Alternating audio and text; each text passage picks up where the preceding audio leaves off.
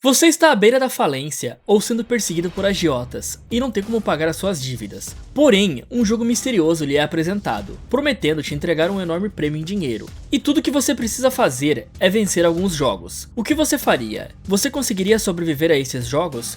Nesse vídeo de Derrotando Filmes, nós vamos acompanhar esses jogos mortais e tentar tomar melhores decisões para derrotar Round 6. Começamos acompanhando Jihan, que parece estar sem dinheiro, pois ele ainda mora com a sua mãe, e ainda está pedindo dinheiro emprestado para levar a sua filha para jantar à noite. Depois disso, ele pega o cartão da sua mãe para tentar sacar dinheiro e ir apostar em cavalos. Já podemos ver que esse cara tem um problema grande com apostas, e após ele finalmente ganhar uma aposta, ele se dirige para a saída, e vemos que alguns cobradores aparecem procurando por ele. Jihan começa a fugir e acaba esbarrando em uma garota no caminho. Quando ele é alcançado pelos caras, descobrimos que é um agiota que está atrás dele cobrando uma dívida. Ele percebe que perdeu todo o seu dinheiro no momento que ele esbarrou naquela garota. E após ele levar uma surra do cara, o agiota dá mais tempo para ele pagar a dívida. Porém, agora ele precisou assinar um contrato, abandonando o direito à sua integridade física. E na próxima vez que o agiota viesse cobrar, ele levaria um molho e até mesmo os órgãos de Jihan. Após ele perder todo o dinheiro, ele vai se encontrar com a sua filha e deixa ela em casa depois do jantar.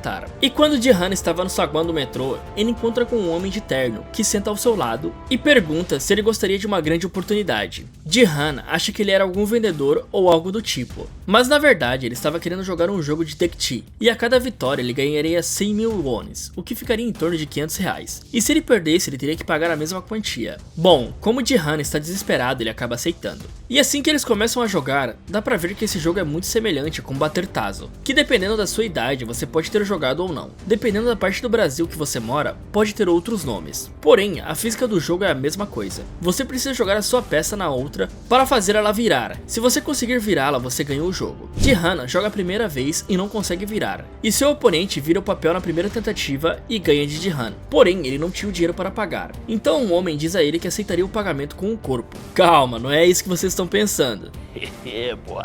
Então ele dá um tapa em Jihan e fala que descontaria 100 mil wones por cada tapa dado. Para Jihan ganhar esse jogo, ele precisava bater com o seu papel no centro do papel que está no chão. Dessa forma, ele terá mais contato e irá fazer o papel virar. Sim, eu vou falar papel, que é bem mais simples do que falar o nome original do jogo. Como dá pra ver, Jihan está tentando mirar nos cantos. Mirando no centro daquele papel fica muito mais fácil de virar e ganhar o jogo. E talvez colocar aquela parte lisa para cima pode ser que ajude a virar mais fácil, pois parece que a parte com as dobras fica um pouco elevada do chão. Só que o cara perde algumas vezes para conseguir ganhar e leva alguns tapas no processo. Ele fica tão empolgado por ter ganho que ele tenta dar um tapa no rosto do cara de terno. E após terminar o jogo, o cara de terno fala que dá pra ganhar muito dinheiro jogando. Porém, Jihan fala que não iria entrar em nenhum esquema de pirâmide. Então o engravatado fala tudo sobre a vida de Jihan, falando sobre as suas dívidas com agiotas e bancos, dizendo que ele deve 160 milhões para agiotas e 255 milhões de wones para bancos. Ok, a dívida desse cara não é nem um pouco pequena.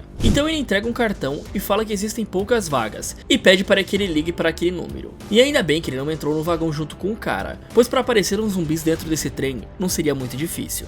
Jihan decide ligar para aquele número, pois a situação dele não estava muito boa, e parece que a sua filha iria embora para outro país junto com a mãe e o padrasto. Então a mãe de Jihan diz que ele poderia conseguir a guarda da filha caso ele conseguisse provar que poderia sustentá-la. Então ele vai para o endereço passado pela ligação, e uma van com um cara encapuzado dentro aparece e pede pela senha. E ele fala batatinha 123 em português, e em coreano é luz vermelha e luz verde. Claramente, entrar em um carro desconhecido no meio da noite é aceitar que seria sequestrado. E realmente é isso que acontece. Então Jihan acorda em uma cama com um uniforme com o número 456, em um local monitorado por várias câmeras, e várias pessoas estão na mesma situação que ele. Existem 456 pessoas ali. Até mesmo a mulher que roubou a carteira dele está lá, e parece que alguns participantes se conhecem, pois ela está brigando com outro cara. Jihan também conhece um velhinho que parece ter sido o primeiro a ser recrutado para o jogo, por ser o número 1, mas a gente vai ver mais sobre isso depois. Após isso, um homem mascarado entra e explica que eles jogariam 6 jogos diferentes durante 6 dias, e quem vencer todos levará um belo prêmio em dinheiro. Um cara reclama deles terem sido sequestrados e estarem sem celular ou documentos, e o mascarado explica que isso é para sua segurança, segurança e para que ninguém revele nada sobre o jogo. E depois que acabasse, tudo seria devolvido. Ele também fala que o pessoal da equipe não mostraria o rosto para a própria segurança deles e para garantir que o jogo seria justo e privado. O Mascarado mostra que todos os participantes dali estão endividados e todo mundo participou do mesmo jogo e ligou para o número do cartão depois. Então não faz muito sentido eles reclamarem só agora que foram sequestrados e acabaram parando em um lugar desconhecido. Afinal, foi a escolha de cada um, ninguém foi obrigado a ir até ali.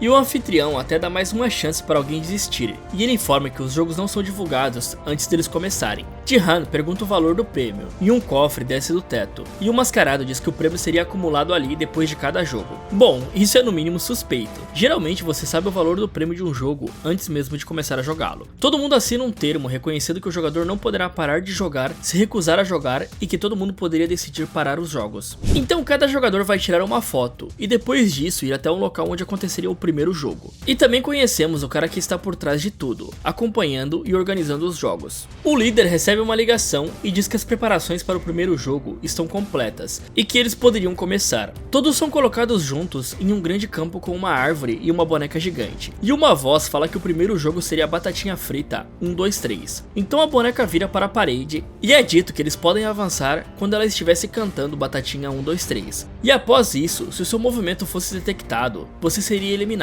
E eles teriam 5 minutos para cruzar até a linha de chegada. Então o jogo começa e dois jogadores que apostaram entre si começam a correr. E assim que a boneca vira a sua cabeça, um deles fica se movimentando e é pego pelos sensores. Esse jogo é muito parecido com o jogo do Daruma-san, em As The God Wills, onde ninguém poderia se mexer quando ele virasse. Caso alguém se movesse, teria a cabeça explodida. Apesar das similaridades que muita gente apontou, os jogos têm as suas diferenças. Então, após a primeira rodada, ninguém tinha entendido muito bem o que tinha acontecido com aquele primeiro cara. Mas nós sabemos que ele tinha levado um tiro e tinha sido eliminado. Então na segunda rodada, o amigo do cara vai checar o corpo dele e acaba vendo que ele tinha sido alvejado e estava morrendo. Então várias pessoas começam a correr desesperadas e um massacre começa, e Jihan acaba sendo derrubado por outro cara. Porém, isso não contou como movimento, ou os sensores da boneca não foram capazes de detectar. O mais importante aqui é fazer igual o velhinho e caminhar de uma forma rápida, evitando de correr, pois é bem mais difícil você parar quando a música acabar. E você também deve prestar atenção no chão,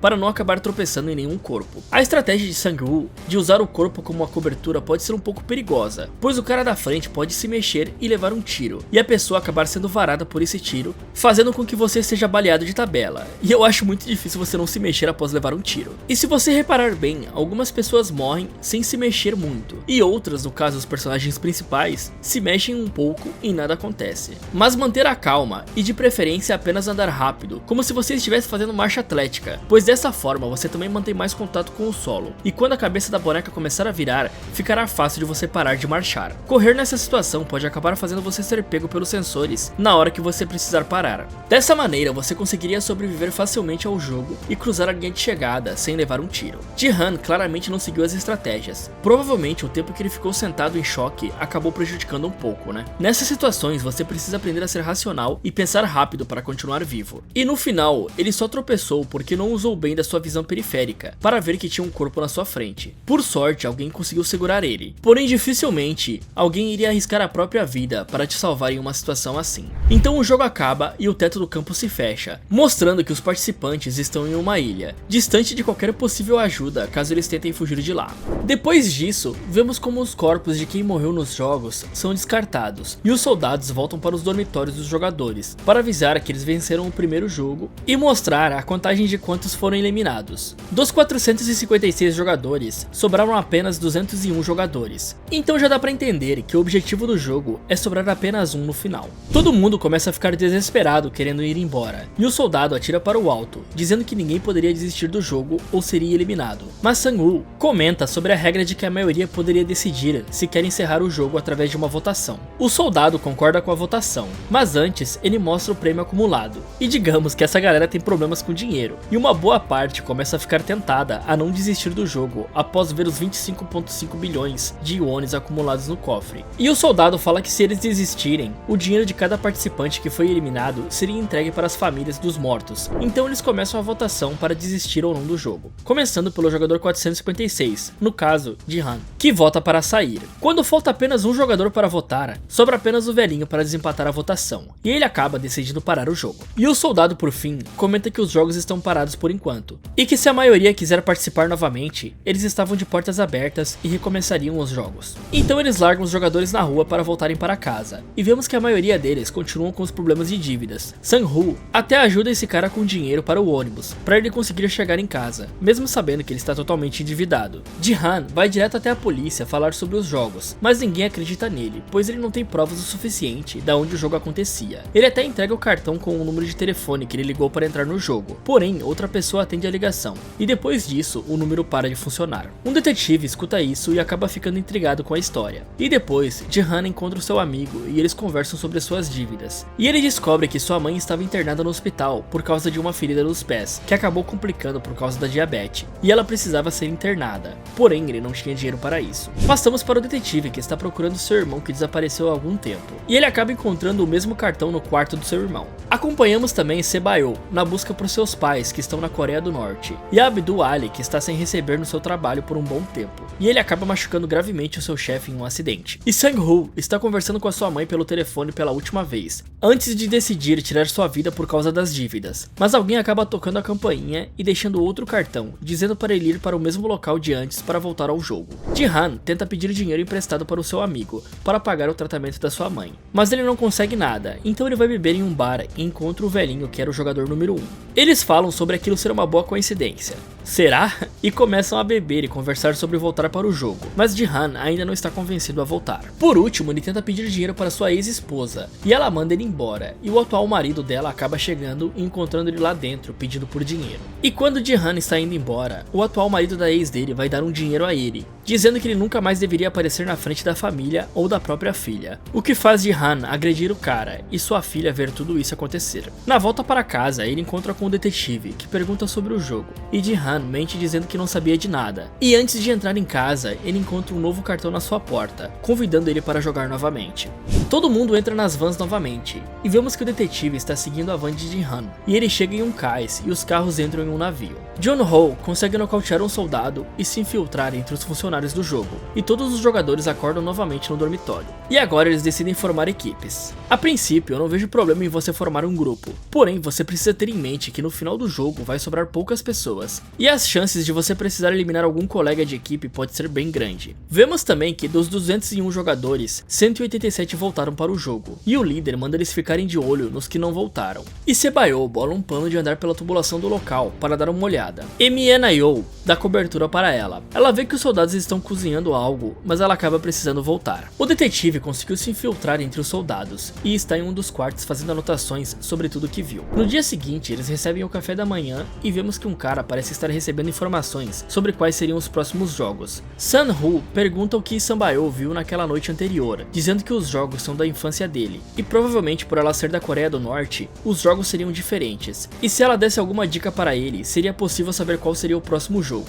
E ela comenta sobre ter visto os funcionários derretendo açúcar na noite anterior. Eles chegam em um parquinho gigante, e a voz manda eles escolherem uma das figuras. Sang-Hoo lembra de um doce que ele comia quando era criança, e junta isso com o que Se-Bayo disse sobre os funcionários do jogo estarem derretendo açúcar, e ele deduziu que poderia ser o jogo. Então, em vez de falar para seus companheiros, ele sugere que eles se dividam em grupos, cada um escolhendo uma das formas. E Sang-Hoo escolhe uma das mais simples, e Ji-han fala que iria pegar o guarda-chuva, e o velhinho escolhe a estrela. Sang-Hoo, mesmo suspeitando do que poderia ser o jogo, deixa seus colegas escolherem as formas mais complexas. Talvez você pudesse usar a lógica aqui e tentar escolher as formas mais simples, mesmo sem saber qual seria o jogo, e principalmente não deixar um cara manipular o jogo só porque você acha que ele é o mais inteligente do grupo. Se ele fosse tão inteligente assim, ele não estaria endividado igual você. Depois disso, cada um recebe uma caixinha com um biscoito de açúcar e uma agulha, e eles teriam 10 minutos para destacar a forma escolhida. Quem tirou o triângulo e até mesmo o círculo vai ter uma vida fácil nesse jogo. Agora as pessoas que pegaram o guarda-chuva e a estrela vão sofrer um pouco. Esse biscoito é feito com açúcar derretido e bicarbonato de sódio. Esse jogo parece ser bem simples, porém a fragilidade do biscoito pode deixar ele bem perigoso. Existem algumas estratégias que podem ser usadas para tentar recortar a forma do biscoito. Virar o biscoito e usar a luz para ver o seu desenho e recortar por ali é uma das melhores formas. Você também pode usar a tampa daquele pote como uma espécie de martelo, e a agulha como uma talhadeira. Porém aqui você precisaria ser extremamente preciso para não quebrar o biscoito. Arqueólogos usam um método parecido em escavações, para encontrar possíveis objetos enterrados, sem danificá-los no processo. Você até mesmo poderia tentar esquentar a agulha de outra forma, além do isqueiro usado por Mineo. Por exemplo, tirar o casaco e esfregar ele na agulha. Eu não garanto que essa última iria funcionar muito bem, mas a fricção entre a agulha e o casaco poderia esquentar a agulha o suficiente para ajudar a destacar a forma do biscoito. Além de lamber a parte de trás do biscoito, igual Jihan fez, poderíamos usar mais saliva ou até mesmo suor para ajudar a derreter o biscoito. E na primeira vez que Jihan coloca o biscoito contra a luz, podemos ver que ele tinha um rachado no guarda-chuva. E talvez seria bem difícil dele destacar corretamente esse biscoito, mas digamos que as lambidas dele valeram a pena e acabaram funcionando no final. E pelo que vemos, também não é proibido trapacear, pois a jogadora 212 conseguiu usar o isqueiro e ainda repassou ele para o 101, e nenhum deles foi pego. Com certeza, as câmeras pegaram esses dois esquentando a agulha e trapaceando, e todo mundo que sobrou começa a lamber os biscoitos para tentar se salvar nos 30 segundos restantes, e até parece que dá certo, para alguns pelo menos, né? Então um dos caras que seria eliminado ataca o soldado e pega sua arma,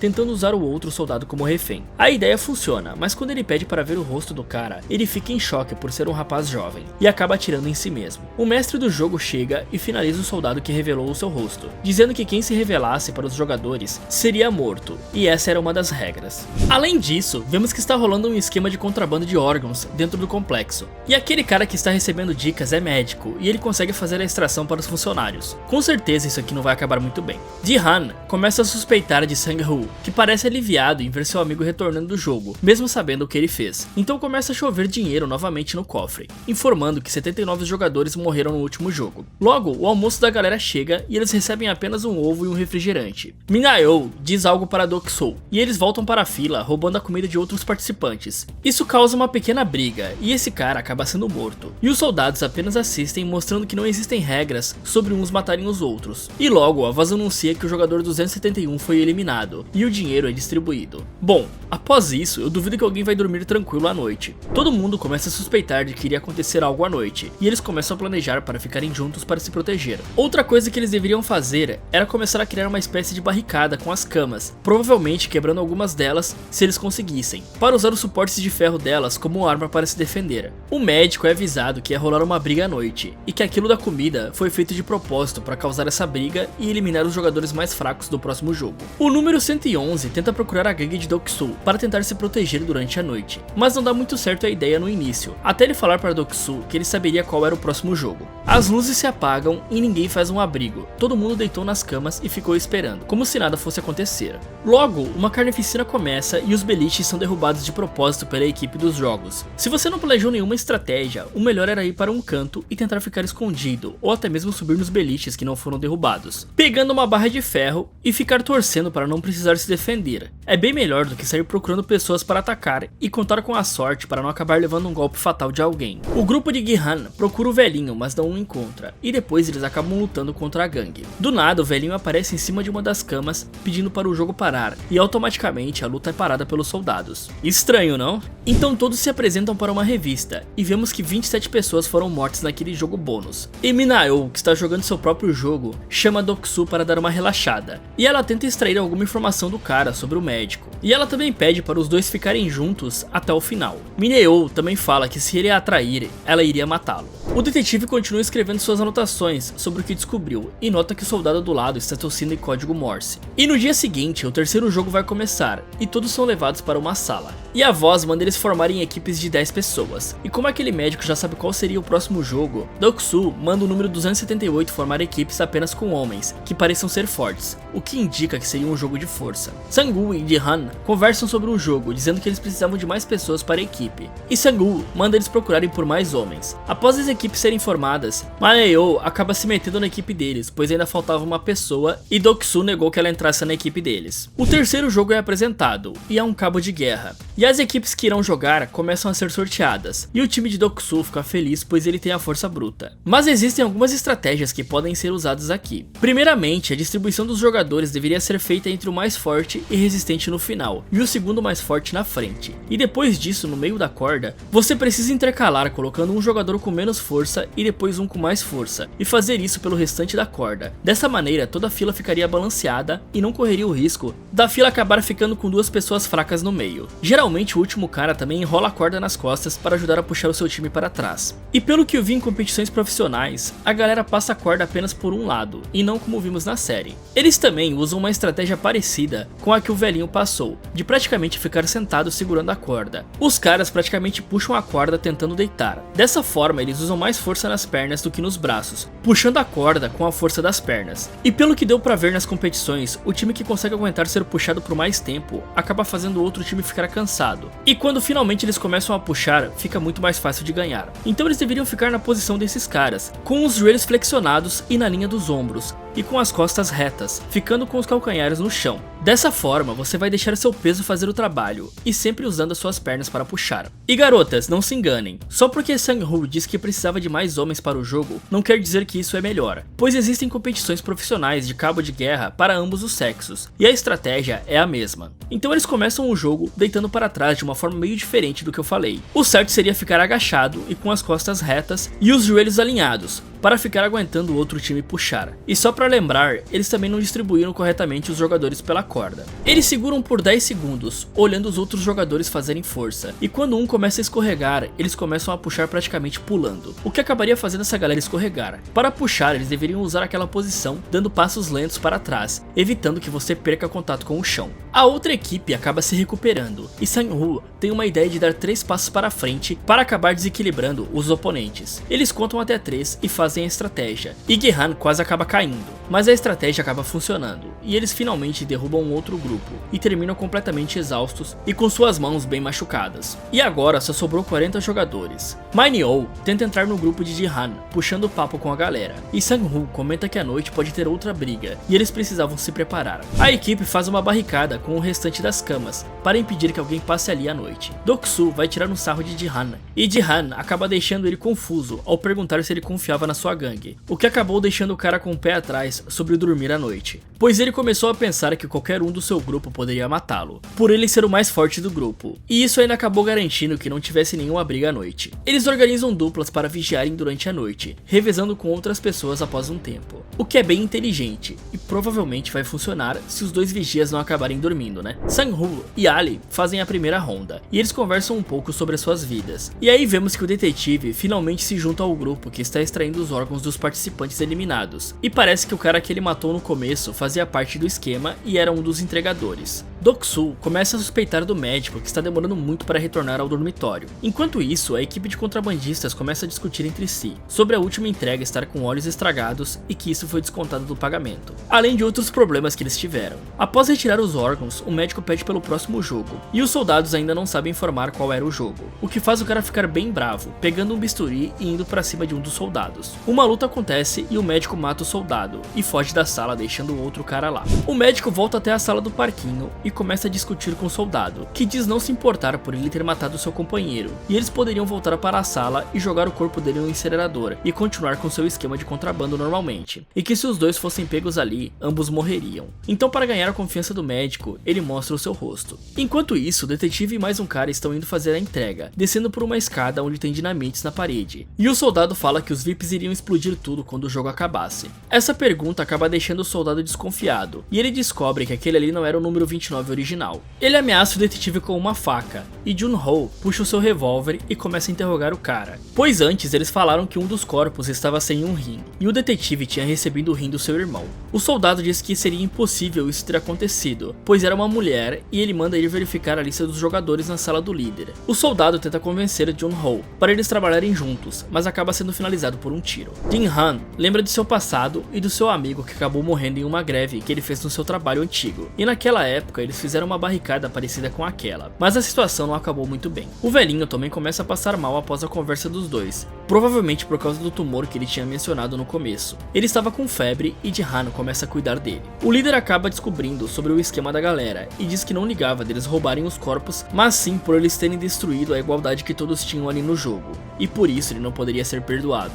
O soldado e o médico são mortos, e o detetive vai até a sala do líder procurar pela lista dos jogadores, enquanto o líder encontra os corpos e toca uma sirene indicando que existia um problema na ilha. Uma busca começa nos dormitórios, e vemos que o velhinho acabou fazendo xixi nas calças, e todos se direcionam para o próximo jogo. Mas antes, eles veem os contrabandistas pendurados, por terem violado as regras do jogo. O líder também fala que aquilo não iria mais se repetir. Enquanto isso, o detetive está tirando fotos dos arquivos do líder, e podemos ver que nenhum arquivo possui o jogador número 1, e as listas começam a partir do jogador 2. Estranho, né? Então o telefone toca, informando que logo os VIPs iriam chegar na ilha. E na sala do pré-jogo é falado para os participantes formarem duplas, com quem eles queriam jogar. E quando eles apertarem as mãos, as duplas seriam formadas. Todos começam a formar suas duplas, e Minayo insiste para ser a dupla de Jihan, ou de qualquer um dos participantes, mas ninguém quer jogar com ela. E Sang-woo ignora Jihan e faz a dupla com Ali, dizendo que a maioria dos jogos ali precisava de inteligência ou força para ganhar, e se eles fossem uma dupla, eles seriam imbatíveis. E Jihan não consegue encontrar ninguém até que ele vê o velhinho em um canto sentado sozinho, e chama ele para ser a sua dupla. Minayo acaba ficando sozinha, enquanto todos já tinham formado suas duplas, ela é levada pelos soldados. Na próxima sala, as duplas são levadas para lugares distintos,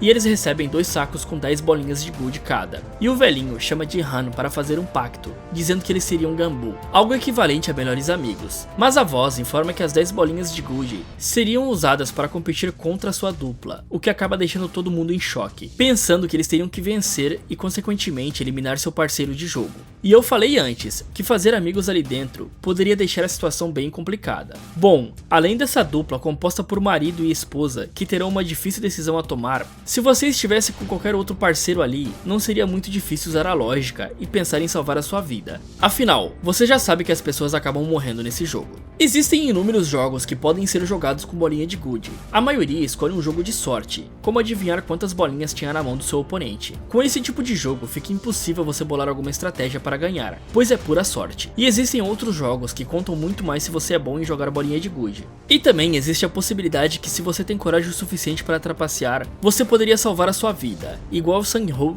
e Jihan. A voz também diz que você precisaria pegar as 10 bolinhas do seu parceiro, sem mencionar que você precisaria estar com 20 bolinhas quando o jogo acabasse. Dessa forma, você poderia tentar trocar suas bolinhas com a do seu parceiro e sair ambos vivos do jogo. O velhinho parece perder a memória, até que ele finalmente decide jogar aquele jogo envolvendo a sorte com Jihan. Sang-woo também está levando a pior contra Ali, e aí ele decide roubar as bolinhas de gold do cara e ir até a saída, entregando todas para o soldado. Enquanto Jihan aproveita de uma falta de memória do velhinho para ganhar algumas vezes, até que o velhinho revela saber que Jihan está enganando ele, e aí entrega sua última bolinha para o cara, assim perdendo o jogo. Porém, nós vemos o corpo de todo mundo após ser morto, menos o do velhinho. O líder continua procurando pelo intruso, mas não tem sucesso em encontrá-lo, enquanto os jogadores voltam para os dormitórios, e eles veem que Minayo acabou ficando viva por não ter uma dupla para jogar. O corpo daquele soldado é encontrado na ilha, e os VIPs finalmente chegam lá para apreciar os jogos finais, e todos eles usam máscaras douradas de animais. E o anfitrião, que tem umas mãos de um senhor de idade, manda o líder receber os VIPs. E aí eles vão assistir o próximo jogo e apostar em quem poderia vencer. Também podemos ver pela conversa deles que existem jogos pelo restante do mundo, e a versão coreana é uma das melhores. E agora vemos que o detetive pega um dos garçons e rouba seu traje para servir os VIPs no lugar do cara. O próximo jogo está prestes a começar, e digamos que o cara que perdeu a sua esposa não irá participar desse jogo. O líder apresenta o próximo jogo, e uma ponte de vidro é mostrada para os VIPs, enquanto os participantes chegam em uma sala onde eles devem escolher um dos manequins numerados de 1 a 16 na sua frente. E é claro que sem saber qual jogo seria, é muito arriscado escolher ser o primeiro ou o último. Então o ideal seria você pegar o número mais próximo do final, pois logicamente você conseguiria saber o que está acontecendo no jogo e ter um tempo para bolar uma estratégia. Jihan acaba ficando indeciso na escolha dos números e quase pega o número 1. Felizmente um cara pede para trocar, pois ele nunca tinha sido o primeiro em nada na vida dele, e Jihan aceita a troca. Quando eles chegam na próxima sala, o jogo da ponte de cristal é apresentado, e é explicado que existem 2 tipos de vidro, um deles normal, que não suportaria o peso de um jogador, e o outro vidro é temperado e aguenta o peso de até 2 jogadores. E o número que eles pegaram na sala anterior seria a sequência de que eles iriam atravessar. Digamos que o número 1 e os primeiros participantes vão ter uma tarefa bem difícil. Além disso, eles têm 15 minutos para atravessar aquela ponte, o que acaba dificultando para quem está em último. Então, caso os participantes demorem muito para atravessar, ele corre o risco de ser eliminado quando o tempo acabar. Os jogadores começam a pular e a criar um caminho a partir dos que caíram. Vários participantes pisam nos vidros errados, e o restante do grupo consegue avançar bastante. Porém, na vez de Doksu, ele fala que não vai mais andar, e quem quiser pode ir na sua frente. Um dos jogadores diz que iria empurrar ele, mas ele confronta o cara e diz que todos morreriam juntos, se ninguém fosse na frente dele. Enquanto isso, um dos VIPs leva o detetive para uma sala separada, querendo algo a mais com o cara. Mas Jun-Ho pega sua arma e ameaça o VIP, mandando ele contar tudo sobre o jogo. Maeneo se aproxima de Doksu e ela diz que iria na frente e pede licença para o cara. Mas após ela passar por ele, Minho cumpre sua promessa de que se ela fosse traída, ela mataria Doksu. Então ela usa seus braços para prender o cara e se joga junto com ele, quebrando o vidro na sequência. Agora sobraram poucos jogadores, e um deles trabalhava com vidros e começou a investigar a passarela, dizendo que ele trabalhou por 30 anos em uma fábrica de vidros e sabia como diferenciá-los. Ele diz que olhando o vidro temperado contra a luz e no ângulo certo, era possível ver algumas manchinhas. Além disso, ele fala que poderia usar o som, pois o vidro temperado teria um som mais claro que o vidro normal. Além dessas dicas, existe uma que ele não falou, e provavelmente era uma das mais importantes, e seria olhar as bordas dos vidros, pois como o vidro temperado é mais trabalhado que o vidro normal, suas bordas são mais arredondadas que o vidro comum. Mas aí você vai falar, e se o pessoal da organização tiver tomado cuidado de mandar fabricar vidros temperados com bordas iguais às dos vidros normais? Bom, aí nós podemos usar outras estratégias para passar pela ponte. Afinal, não foi comentado sobre como eles deveriam atravessar pela ponte, apenas que eles deveriam atravessá-la. A primeira forma seria usando os casacos dos participantes para fazer uma espécie de corda, amarrando no jogador que fosse cruzar, para assim puxar ele de volta quando o vidro quebrasse, evitando que o cara morresse. Obviamente, esse plano precisaria de confiança, e talvez essa galera não está confiando um no outro tanto assim. E a outra forma seria usando a estrutura da plataforma, passando por cima dos vidros. Existe uma técnica do parkour chamado Catch Balance, onde você se equilibra com as mãos e os pés na superfície e atravessa ela como se fosse um gato. Sim, eu sei que essa técnica não parece ser fácil, porém você poderia usar ela de outra forma, colocando os joelhos na plataforma, tendo mais contato ainda com as barras e dificultando a sua queda. E pode ser que o vidro comum trincasse com o seu peso, e você saberia qual era o certo ou não. Ou você poderia apenas caminhar por cima da barra se você tivesse um bom equilíbrio. E por último, você poderia deitar na plataforma abraçando as barras metálicas dela, e ir se arrastando por elas, até chegar do outro lado.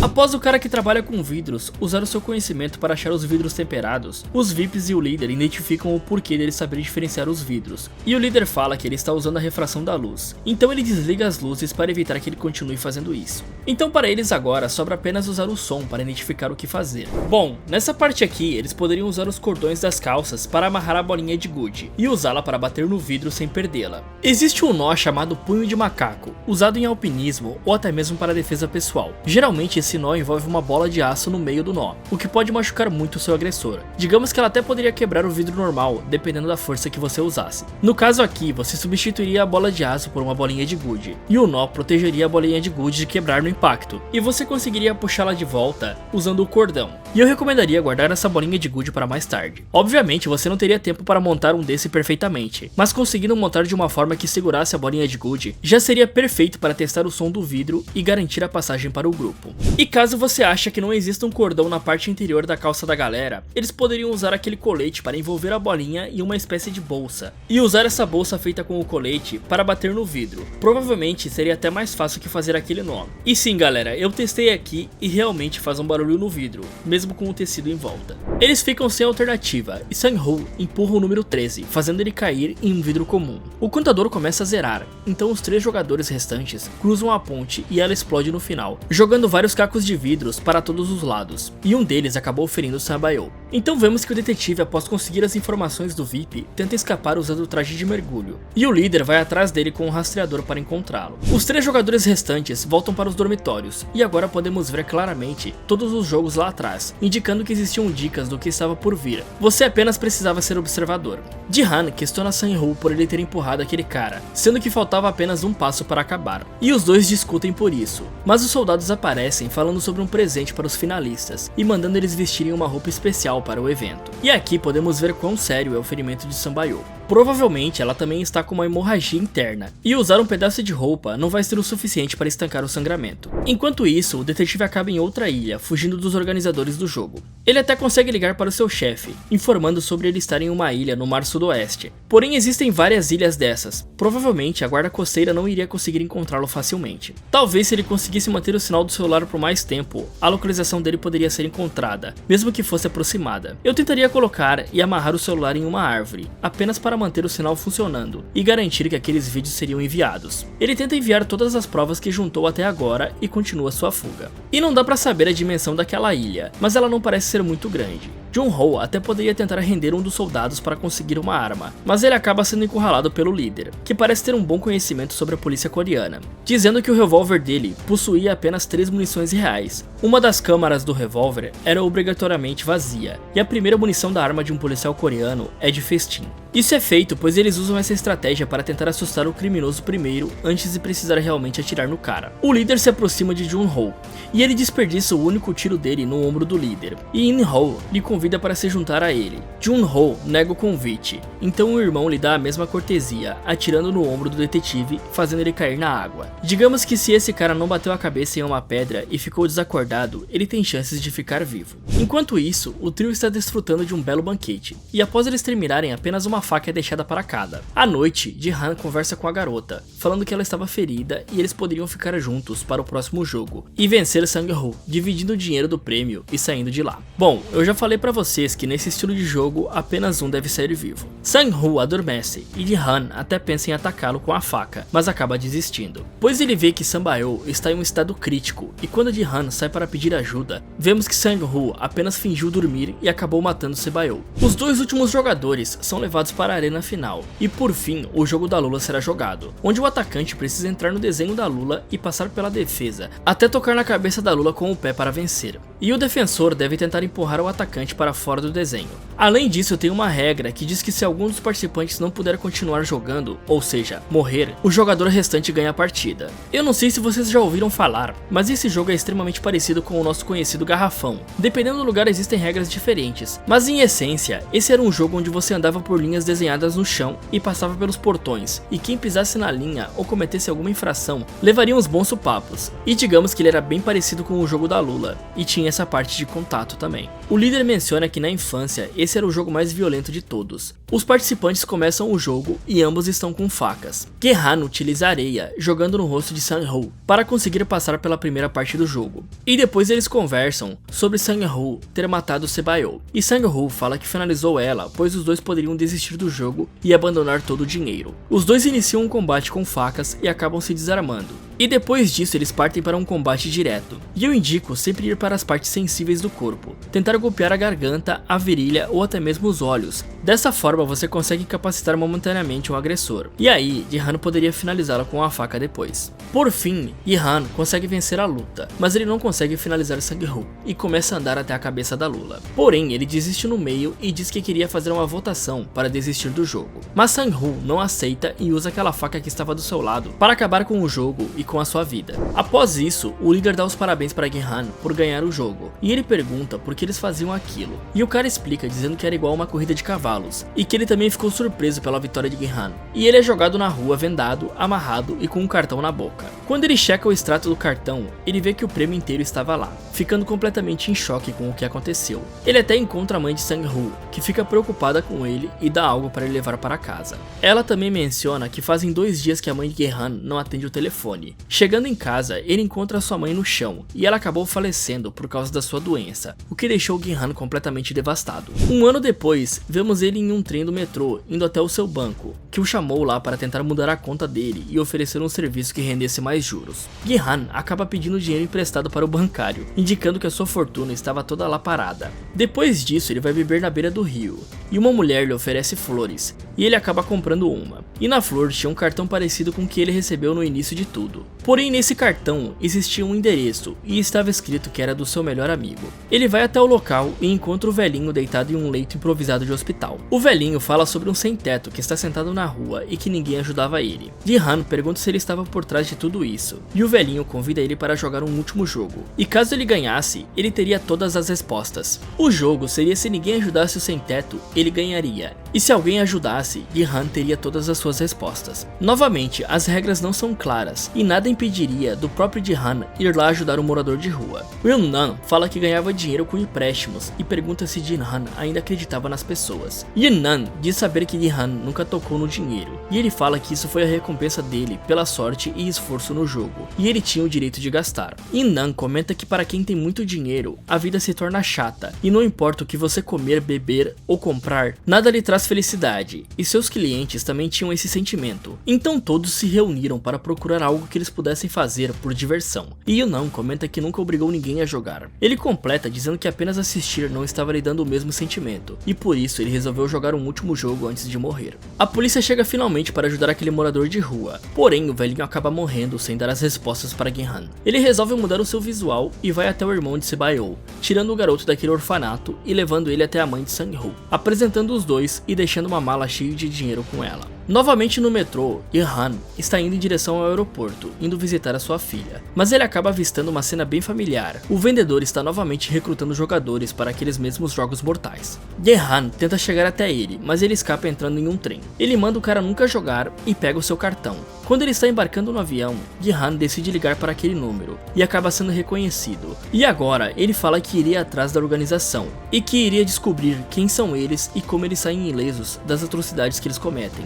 O líder manda ele entrar no avião e que isso seria para o seu bem, indicando que ele é observado a todo momento. Mas Gi-hun dá meia volta, determinado a ir atrás dos organizadores dos jogos. Bom, após conseguir toda essa grana, com certeza ele tem um grande saldo bancário para fazer uma pequena caçada contra esses organizadores misteriosos. Só que sozinho ele não terá o suficiente para derrubá-los. Muitas pessoas poderosas devem estar envolvidas pelo mundo todo com esses jogos. Fala galera, esse foi como derrotar Round 6. Me digam nos comentários o que vocês acharam do vídeo. E esse derrotar demorou um pouco para sair por se tratar de uma série, eu nunca tinha feito isso aqui no canal. Espero que vocês tenham curtido as soluções e me falem quais seriam as suas ideias para escaparem dos jogos e qual deles vocês acharam mais difícil. Eu espero que vocês tenham gostado do vídeo e não esqueçam de deixar o seu like e inscrevam-se no canal, ativando o sininho para receber as notificações aqui do Derrotando Filmes. Muito obrigado por assistir e se você for convidado para entrar em uma van desconhecida, não fale batatinha 1, 2, 3.